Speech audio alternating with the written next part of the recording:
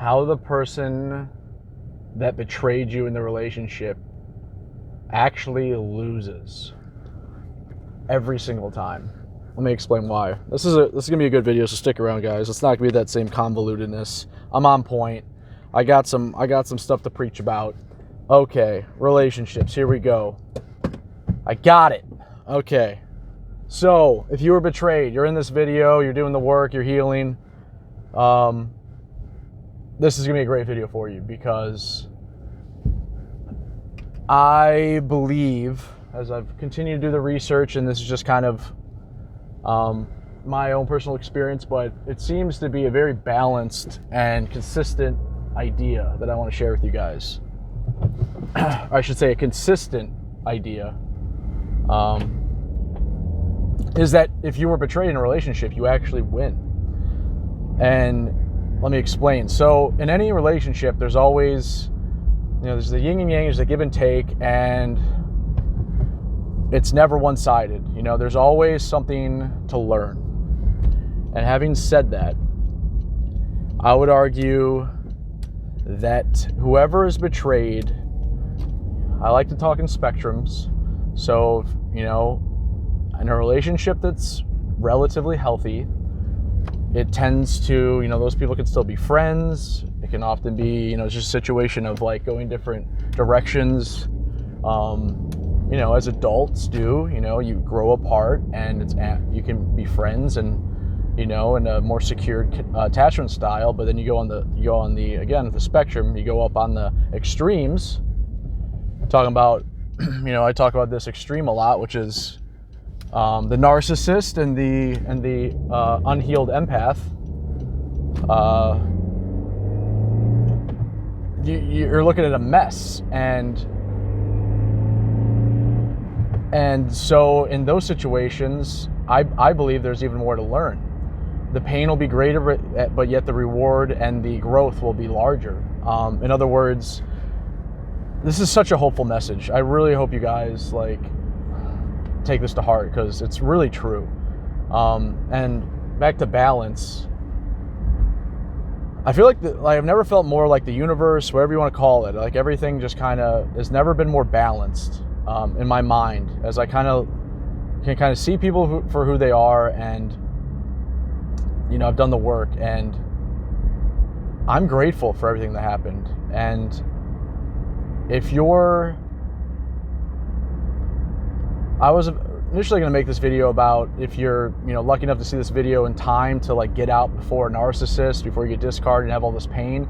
And then I kind of reframed it, and that's the purpose of this video, is to say, if you were discarded, if you were, to the degree that you were betrayed by somebody, to the extent that you were, to the harder the fall from that, the worse it was. Maybe it was your first, real relationship where you got heartbroken, or, the worse the betrayal, the more lessons there are in there. And again, like I always say in these videos, the less likely you are to repeat.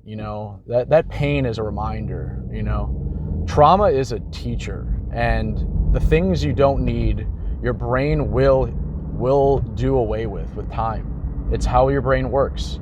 Your brain is it's neuroplastic, and so those things you think might be, God, I still have something will remind you of somebody, something, let's say you're a year and a half in your healing journey, a lot of healing's been done. A lot of the old memories are starting to go away, and they don't really come up as much, but certain things do come up, right? And not all the time, but I think the things that we keep, for example, or that's my example, is that pain will keep you away from those people. So just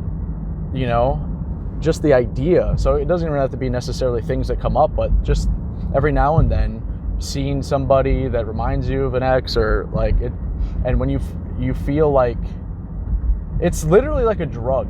I swear to God that going out to the bars, when you're around people and you see this lifestyle and you're going, eventually it happens, hopefully, and you just go, I don't want to do this anymore, and you just make this decision. It's seriously the same thing. Like, and you're just like, there's nothing about this. Like, there's nothing about this that's interesting, and that's how you're going to look at, you know, certain people.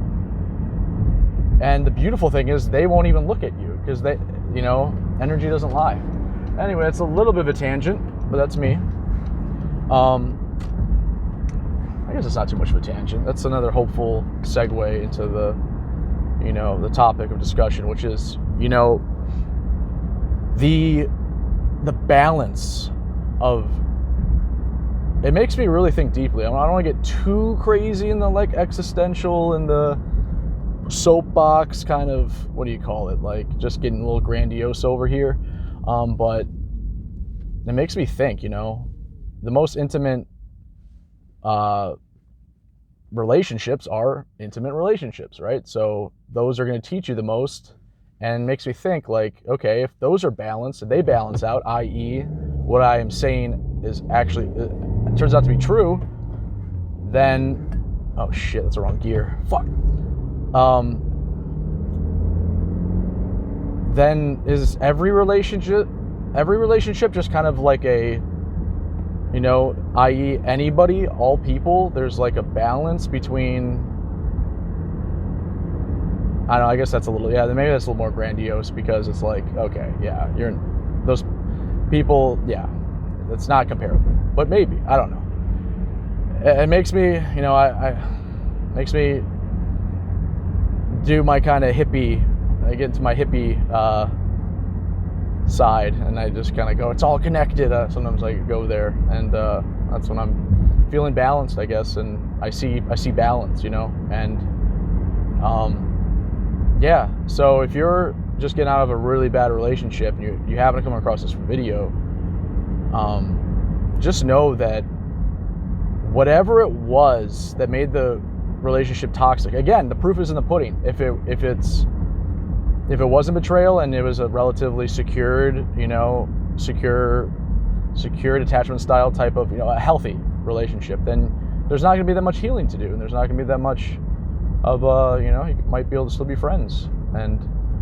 But you know, if it's toxic and you're going, wow, like, you know, because it takes two to tango, and often when someone's toxic, you can kind of become your worst self, right? So even though you might not, I struggle with this so bad too. I was in a rehab telling everyone I was a narcissist, and I don't think anyone who's a narcissist has ever said that. And so I would kind of conflate like the grandiosity, the kind of like insecurity, the need for external validation with narcissism, when in hindsight I kind of think it's more of a, you know, it's an insecurity, but narcissism is, I would argue the empathy part is huge, and that's the distinction, you know. So if you're picking up traits from a narcissist and they're giving you all that validation, you're not a narcissist necessarily. You might have traits. We all have traits, but having said that, in a relationship like that, the relationship can become like so toxic that either party, you know, in the tug of war of needs, as you know, I would argue in a relationship like that, it's very immature, and there's going to be blinders, whether it's, I don't have to go down all the list. It's immature and it's not healthy, even though it's fun, right? It's like that trauma bond, all-consuming love stuff. It's not real love, but it feels more like love than any relationship you've ever had. That's how we're wired. Someday I'll go down a whole tangent about philosophy and why these narcissism, these certain things. I got my opinions, but for the sake of this video, yeah,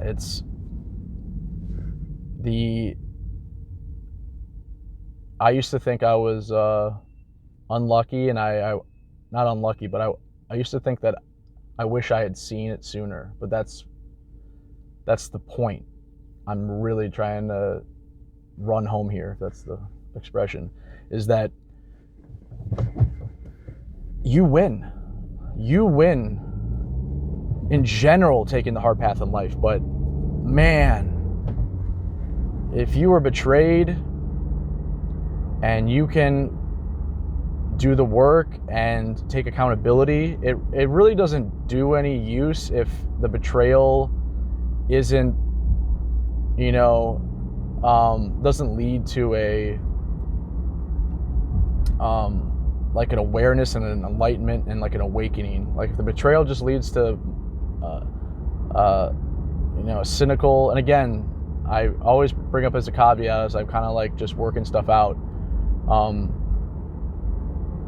that everyone's at a different point, and it's really important to give yourself grace as far as, as I talk about being a cynic and having a cold heart and being, having all these negative views of the world after the relationship. It's totally healthy and normal. That's actually like, you're a human being and with emotions, and when I say that doesn't mean you're going to stay that way. So give yourself grace, and give it time. Everyone heals at different times, but again, it's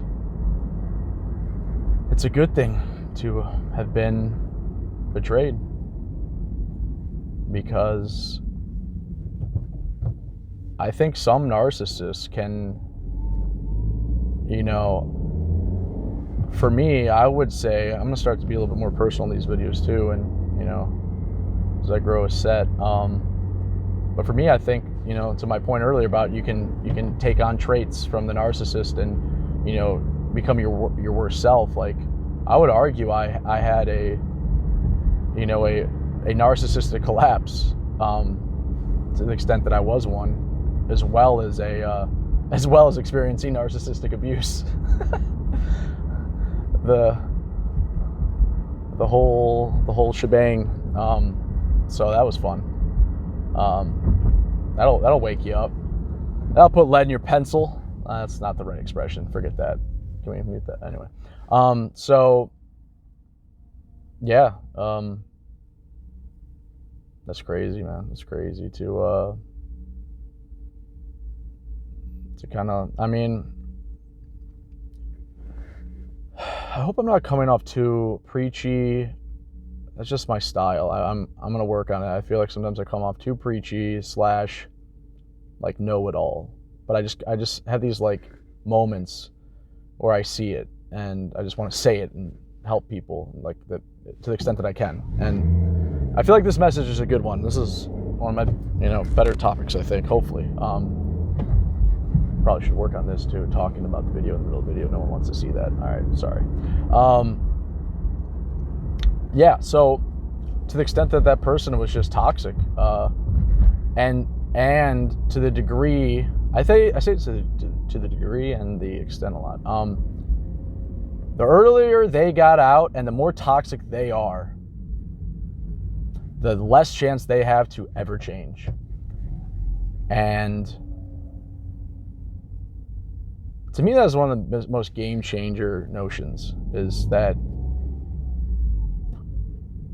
oh my God, it's toxic empathy. It's toxic empathy. It's not much better than being a narcissist, because at least the narcissist can prosper. They're not a good person and they're going to hurt people. But if you try and change people that are toxic, they didn't ask for it. They're going to hate you. They're going to make your life worse. You're going to make your life worse. It's like, it's almost kind of, do the means justify the ends? Kind of like, that's not the right expression. But I'll let this guy go. Go ahead. Yeah, you're not going, dude. All right. And so, yeah, that was a game changer for me, is just going like, and it is kind of like, not a form of narcissism, but like a form of like, it's an unfair view of the world in a way that's a little bit more complex and whatever, but to it's almost kind of grandiose in a way. If you think you can change people, they didn't ask for your help. I don't know. That's maybe a little too simplistic, but yeah. So yeah, I don't see narcissism. Like it's crazy the way the world is now. As I'm driving down here in College area on St. Patty's Day. Damn, I should have wore green. Never pay attention. All the youngins are getting wasted, and I would argue more narcissistic. The generation's more narcissistic than ever. But we also have, a lot more awareness of mental health issues. It's one of those things, right? You don't know what you don't know, and once you see it, you can't unsee it. In this case, talking about narcissism and, picking someone like that, and then afterward, never picking them again. That is the point of this video. It is a hopeful message about pain and growth and healing, and on the extremes, absolute enlightenment and I don't know, chosen one ideas is a little bit, I struggle with that, but I like the idea of when people talk about chosen ones. I haven't done a whole lot of research, but I do like the idea. I don't think there's a better descriptor of expressing people in their family that break the trauma curse, the toxic abuse cycle, the family abuse cycle, generational curse. There it is. You're the chosen one. You are carrying the torch to a new path for your family legacy. I think that's a beautiful thing, and I think that's in the same way having kids. When you're not, equipped, and you may, use them as supply, or, be just a child, like basically just be a horrible parent and raise, make the world kind of worse, because you're throwing these kids into the, these little humans into the world with not a lot of support, and that usually kind of tends to create some pain in the world. I think you're balancing that out by choosing, by being chosen, or by, now that I say it like that, it seems like you don't even have a choice. Yeah, it kind of feels like you don't sometimes, right? The way the world works out, but don't let that take anything away from you. It's again, I come back to balance. It feels like a balance, like, if you're doing the work and you're becoming that galvanized version of yourself, that person you're always meant to be, I would argue, before the trauma, before the, all that stuff happened, that may have given you blinders, or, did a lot of different stuff to your psyche to be able to cope. Oh shit, I'm going through. Yeah, anyway. So, I guess I'll end the video here. I got a little bit spaced out at the end. If you're healing from a narcissist, and you go no contact with family, and all this stuff sucks, and you're alone, and, to the degree that everything is falling apart, like, the more everything is falling apart, the more galvanized you're going to be at the end of it. Isolation is a teacher. And if being alone was hell, that means you're not okay being alone. And I promise you, you will be. It's better to, you go ahead, buddy, go ahead. Let's kill this biker. No. So I'm like talking, this is how you make a better life. And just whoops. Well, we're even now. So give yourself grace, give yourself time.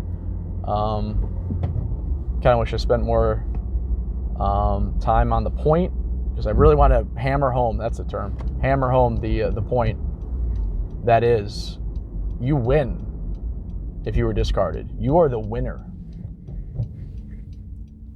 You took all that pain and you concentrated it. Just like somebody invests their money young, the compounding effect for the rest of your life. You did that for your psyche. That person is going to have pain the rest of their life because they haven't grown. That's getting loud. Yeah, so you win. You potentially have a life of, although there's going to be pain, it's not going to be pain in the shame and the you know, that internal hatred, essentially, that shame of oneself, that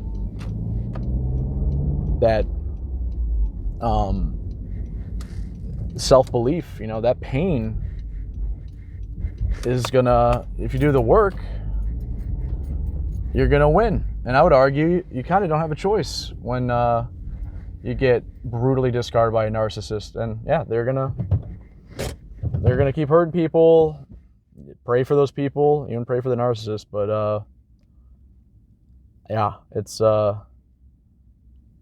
that's a doozy of life they're gonna have, and you're gonna have a healed life, and people are gonna be genuine around you. You're gonna be genuine. You're gonna be a genuine person, and make the world a better place. So that's the end of this video, guys. If you wanna, you know, comment below, I'd really appreciate it. That's all I'm really asking for now. I just create a dialogue. I would love to hear your thoughts. If you made it this far, I really appreciate it. This was kind of a long one, and a little bit convoluted at the end, but hopefully it gave someone value that is struggling with, you know, a breakup, and, you know, maybe a discard, maybe a, you know, they're trying to figure out through all the gaslighting what the hell happened. And I'm here to tell you that you're gonna be better. That's what's happening. You're gonna be a better person. The more pain, the more healing. The more healing, the more enlightenment. The more enlightenment, the more happiness, and the more life is really gonna open up for you. So I hope you have a good one, guys. Stay strong out there. Take care.